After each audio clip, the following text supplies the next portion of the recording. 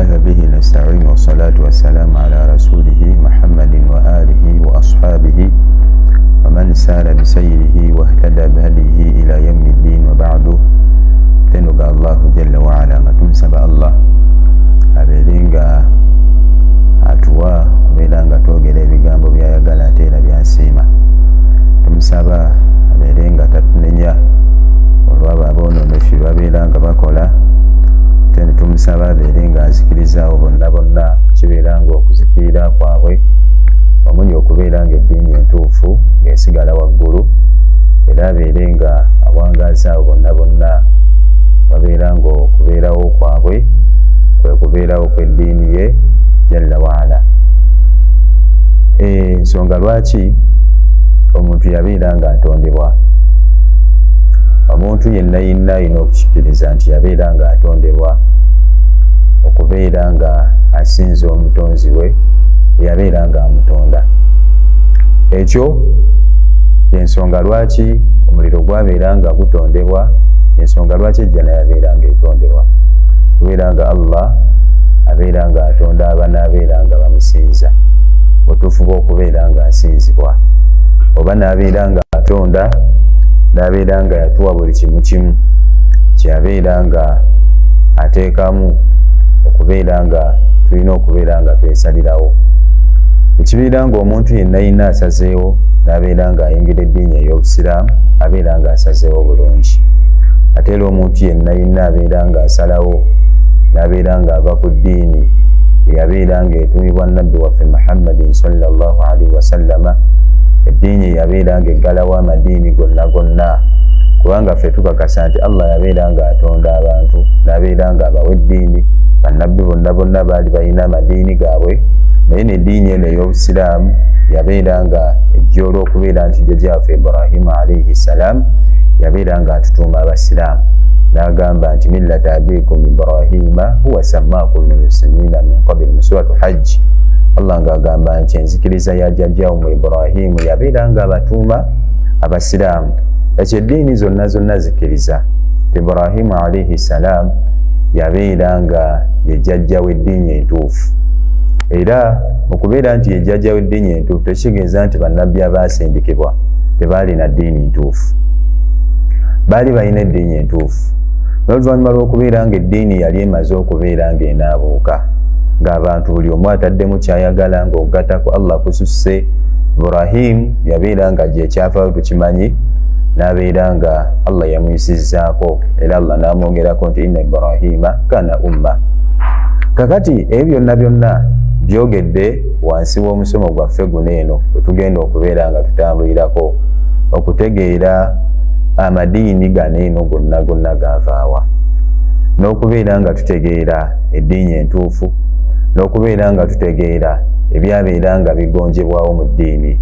Omuntu yenna alina okitegeera nti talina ndaba, endaba nga ntuufu ekwatagana ku nzikiriza. Bwe kibeera nga Katonda endaba teyabeera nga agiteeka mu nzikiriza eyo, endaba ye ebeera nfu, kubanga kitegeeza obeera nga alaga nti Allah yabeera nga alekayo oba Katonda yabeera nga alekayo ebyali birina okubeera nga tumusinza nabyo. Ekyokulayirako twogere ku basajja Abayahudi n'Abanaswara, Allah yabeera nga abakolimira lwakubeera nti bakyusakyusa eddiini. Kakati naffe tetubeera nga tetwerwanyeeko, Allah asobola okubeera nga atukolimira olw'ensonga tetubeera nga tukyusa eddiini gyeyabeera nga atusindikira mu butuufu bwayo. Ekibeera nga kikwasa ennaku okuwulira omuntu nga wahuwa ya'taz ayogera mu mbeera ey'okubeera nga awulira bulungi nti nze ndi musuufi, nze ndi simanga mashaira, nze ndi maturudi, nze ndi gundi.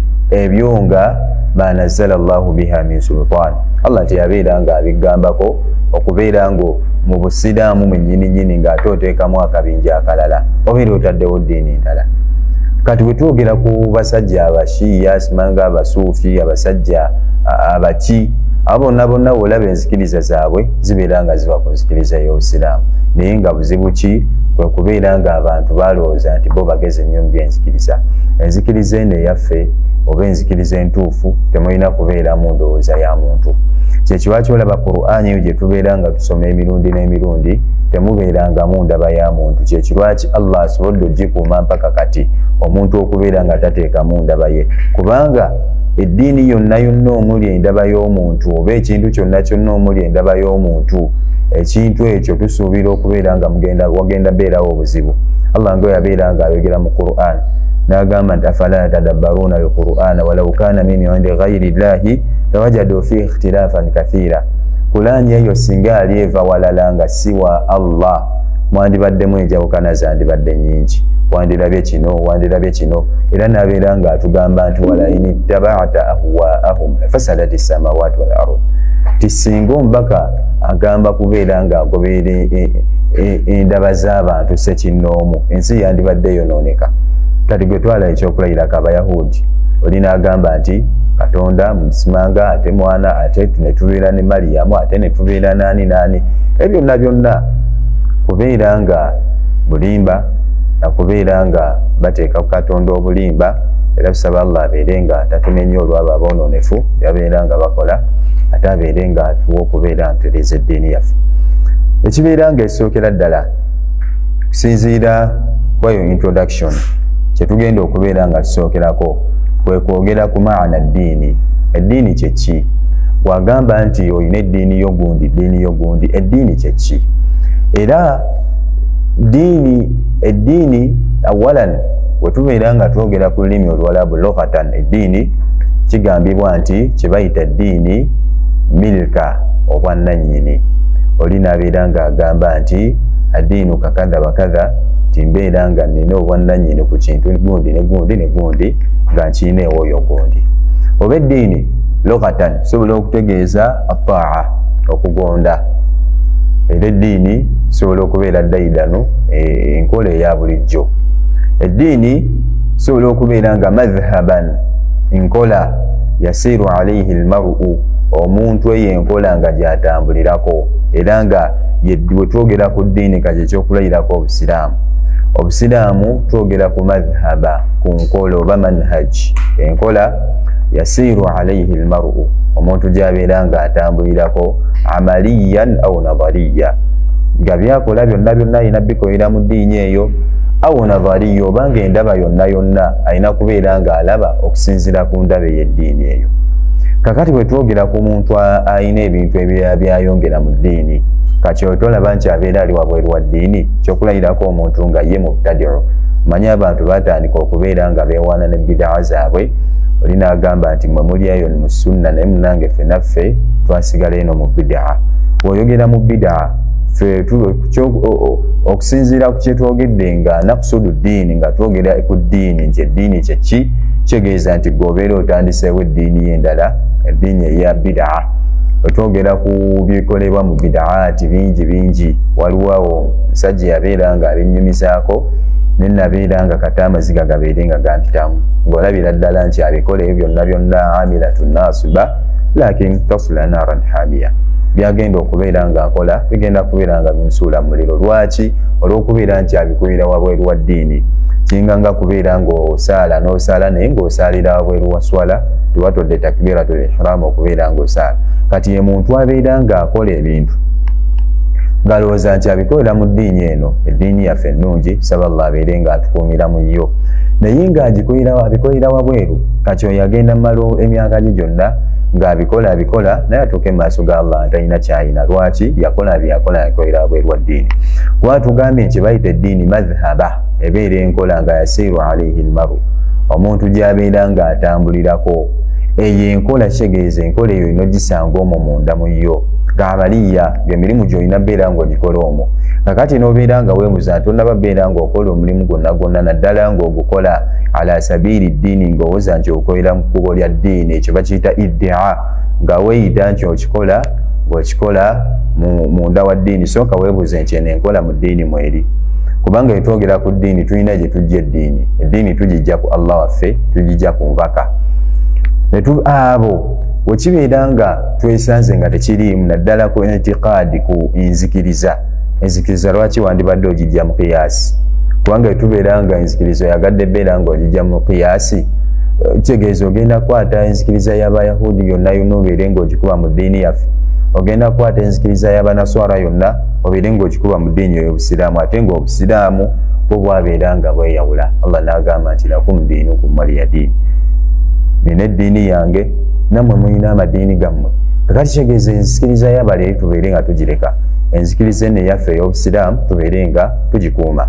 Amadiini gonna wetunaabeera atugogeddeko Allah ng'atuwadde omukisa ogw'okubeera tugogerako, jategeera eddiini egy'okusigala ng'esigadde ng'eyimiridde, eddiini etaliimu kyekubiira, eddiini etaliimu kubeera nga waliwo okuyingizaamu endaba z'abantu naddala mu mbeera ey'enzikiriza. Abeera ng'atugamba nti era eddiini kyebayita eddiini idha udifa eddiini ila shay'i, kasita kigambo ddiini bakikwata ne bakiteeka ku kintu, omanya nti eyo ddiini ebeerayo ekyo ekintu ekyokulabirako. Lwe n'agamba nti ddiini ya naswara, kyeddiini eyange bunaswara, kitegeeza oyo omusajja munaswara. Oli wajja n'agamba nti eddiini yange busuufi, kitegeeza oyo abeera avudde ku ddiini ey'obusiraamu, abeera ali mu ddiini ya busuufi. Seeka bwaki bw'atugamba obeera ng'osomye ebitabo biri kyabeesooka ekya muqaranatul adyan n'ekirala era bakiyita muqaranatul adyan, yadde nga abawandiisi banjawulo babeera nga batulaga amadiini.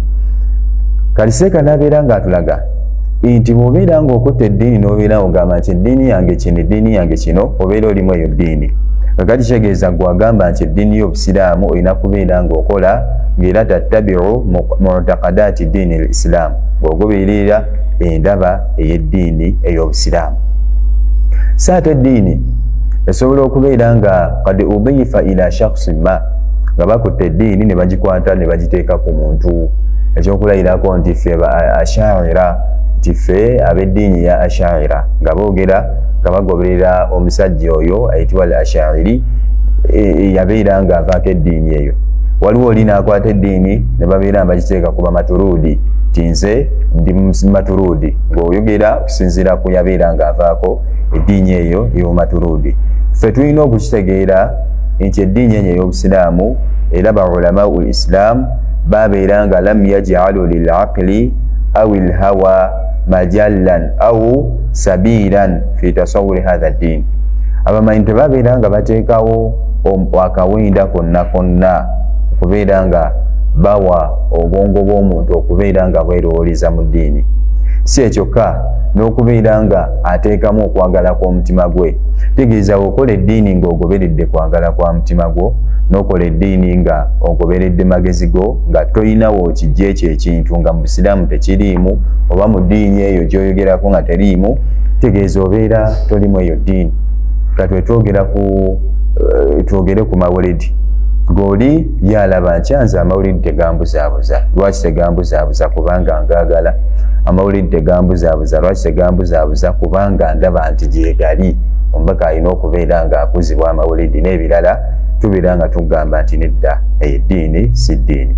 Byonna byonna bitwogedde ikhtisaara mu bufunze, abeera ng'atugamba seeka nti omuntu okubeera ng'ali mu ddiini, eddiini eyo omuntu alina okubeera nga yashuru biwujudi quwwa, nti wabeera mu ddiini eyo alina okubeera ng'awulira nti eyo eddiini emuwa amaanyi, alina okubeera ng'awulira nti eyo eddiini emuwa amaanyi. Si kyekyokka, alina okubeera nga ategeerera ng'afiiringa muli munda nti huwa ya'tamidu ala al-qawiyyi al-aziz. Alina okubeera ng'awulira muli nti abadde nga yeesigamira ow'amaanyi. Ekyokulabika otwogera ku busiraamu buva kwani? Kuva ku Allah waffe omu atabeera ng'agattibwako. Olina okubeera ng'owulira muli nti nze amaanyi gange gonna ngajja mu busiraamu. Era omuntu n'abeera nga yasaa ila al-ijadi wasitatu li tawfiq hadhihi swila, olina okubeera ng'akakwata wakabeera wakati wo ne mulezi wo eyabeera ng'akuteerawo eddiini eyo, ng'ofuba okulaba ng'onyweza akakwata.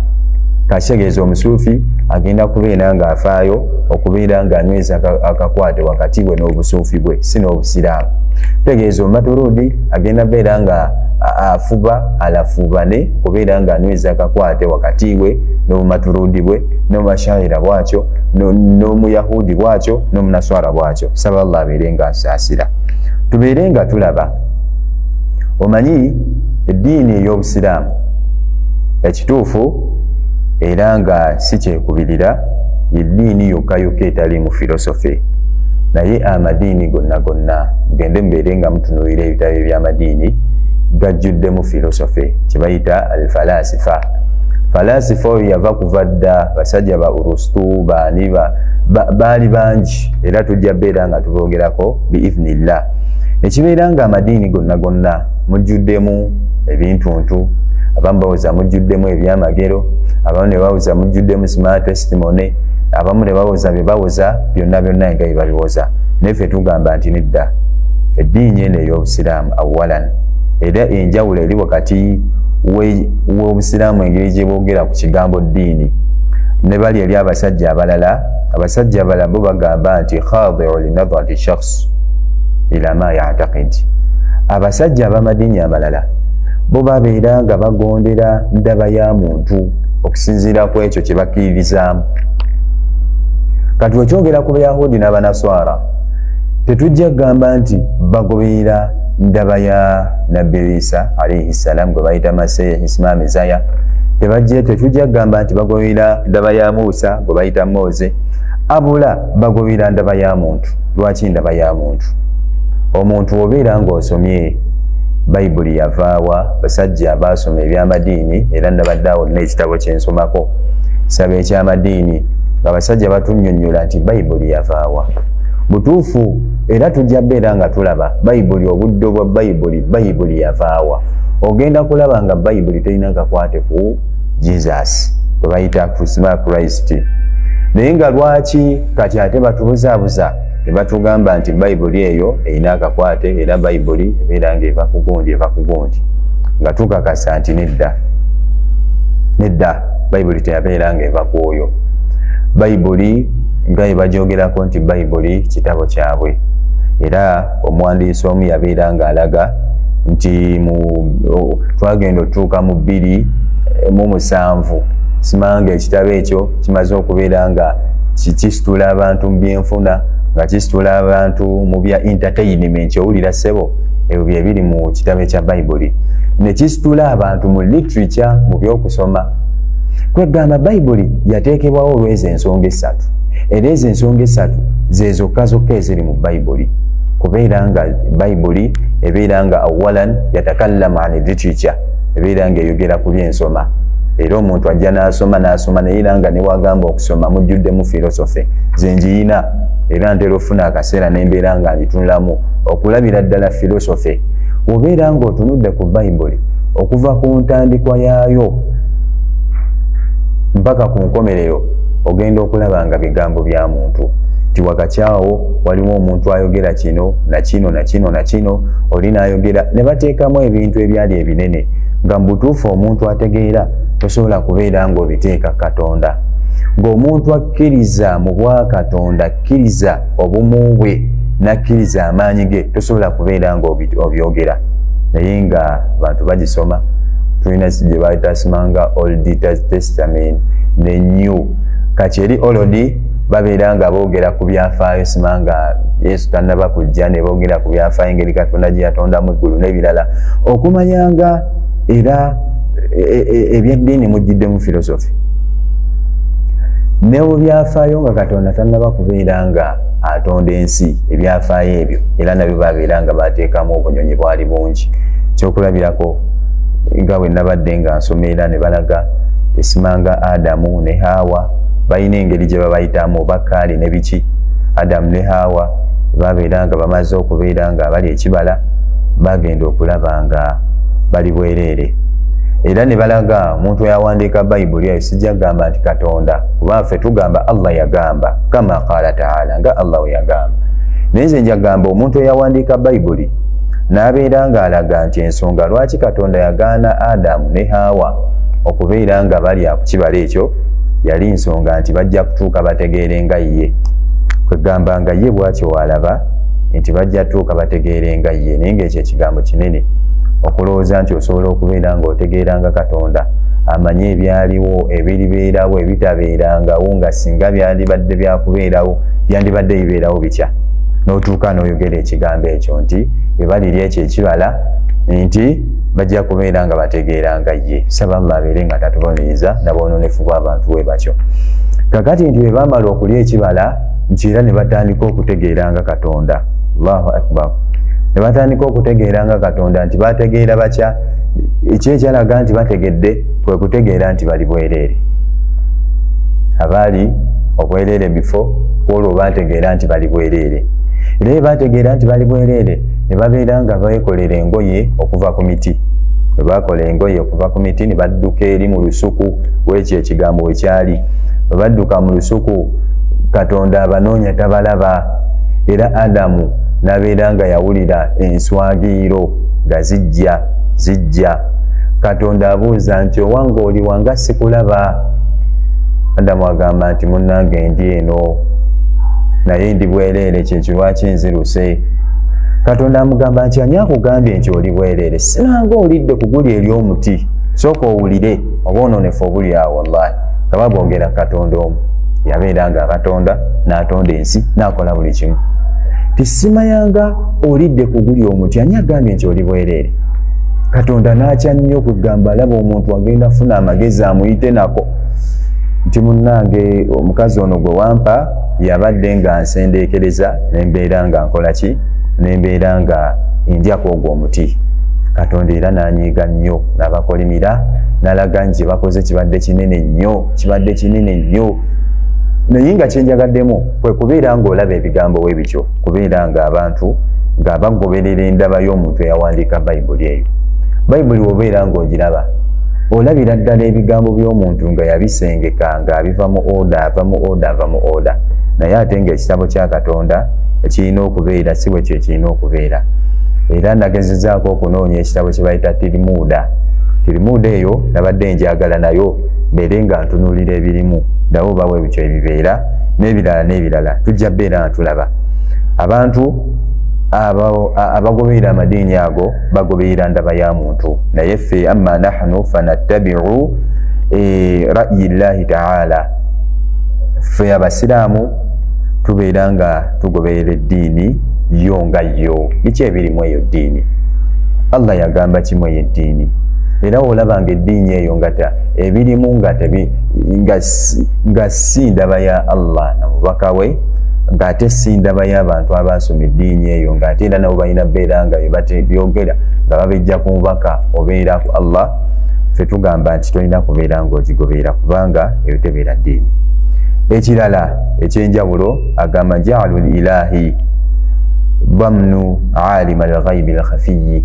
Abantu abo babeera nga bawoza nti Katonda, abo ab'amadiini amalala bagamba nti Katonda bamnu alimi al-ghaybi, ali mu nsi eyeekwese, al-khafiyyi ensi etalabika.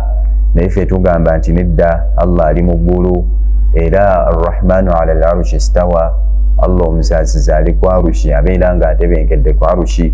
Tolina kubuuza arushi atebenkeddeko atya anti akibaru byonna tolina kubeera ng'obibuuza kubanga biyinza okuleetera obuzibu mu mutima bw'ekyabeera nga byaleetera obuzibu eri emitima gy'abalala. Naye ffe Obusiraamu tugamba nti jaa al ilahu fi kutubi rasul.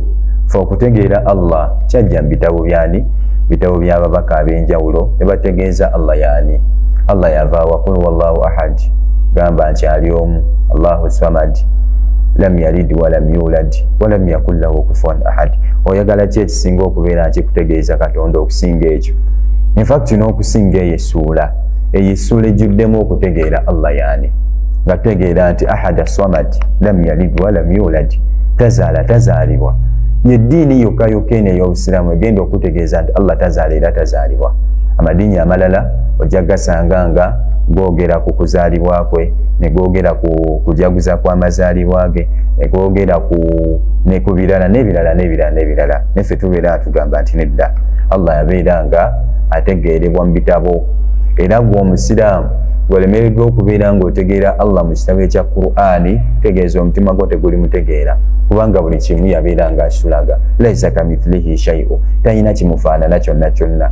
Bw'otyo w'olina okubeera ng'otegeera. Bwe tugamba nti Allah alaba, beera ng'otegeera nti endaba y'ensi yeeyiyo. Bwe tugamba nti ayogera, tegeera nti okwogera kwe si kwe kukwo. Bwe tugamba nti Allah awulira, tegeera nti okuwulira kwe si kwe kukwo. Ejja kubeera ng'otaasiza eddiini yonna. Ekirala, ffe eddiini eno ey'Obusiraamu oba eddiini entuufu, addiinu al-mu'tabaru huwa al-munazzal, eddiini yokka etwalibwa nti yabeera ng'esibwa okuva mu ggulu.